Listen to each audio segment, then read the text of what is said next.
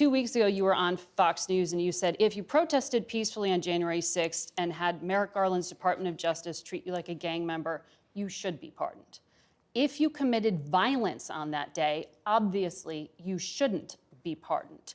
Did you counsel the president against these blanket pardons for 1,500 people? Well, Margaret, I noticed including those who committed violence. Margaret, I noticed that you cut off the thing that I said immediately after that. The full quote is that, of course, there are gray areas.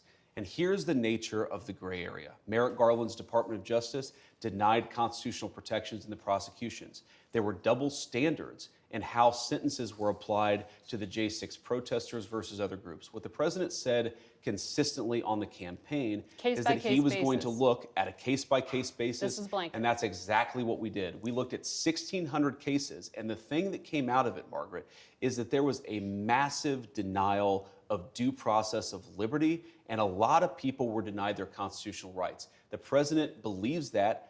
I believe that, and I think he made the right decision. Daniel Rodriguez used an electroshock weapon against a policeman who was dragged out of the defensive line by plunging it into the officer's neck. He was imprisoned, sentenced to 12 years, 7 months. He got a pardon. Ronald Maccabee hit a cop while wearing reinforced brass knuckle gloves, and he held one down on the ground as other rioters assailed the officer for over 20 seconds, causing a concussion. If you stand with law enforcement, how can you call these people unjustly imprisoned? Margaret, you're separating, there's an important issue here. There's what the people actually did on January the 6th, and we're not saying that everybody did everything perfectly.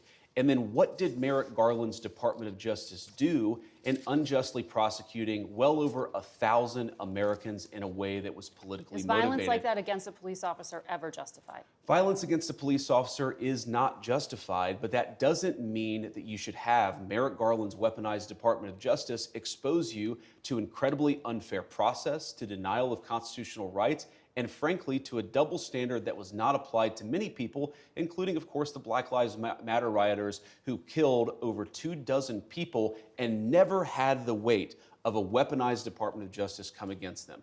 The pardon power is not just for people who are angels or people who are perfect. And of course, we love our law enforcement and want people to be peaceful with everybody, but especially with our good cops. That's a separate issue from what Merrick Garland's Department of Justice did. We rectified a wrong, and I stand by it.